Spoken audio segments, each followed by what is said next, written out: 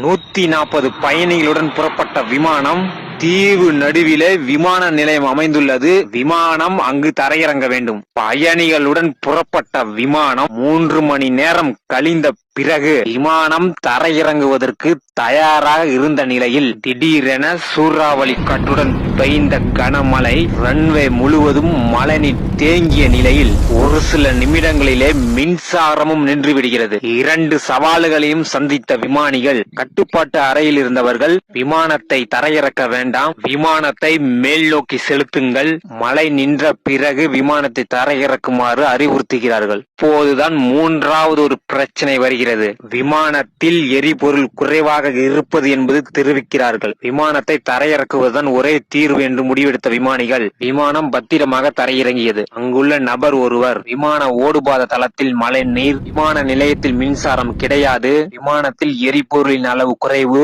இப்படி இந்த சூழ்நிலையை சமாளித்தீர்கள் என்று கேட்ட அந்த நபர் அதற்கு விமானி 35 ஆண்டு காலம் எத்தனையோ விமானங்கள் இந்த விமான நிலையத்தில் தரையிறக்கி இருக்கிறேன், அது மட்டுமில்லாமல் 35 ஆண்டு காலம் அனுபவமிக்க அந்த வாழ்க்கை பயணம் என்னுடைய வெற்றிக்கு காரணம் என்று குறிப்பிட்டார் விமானி.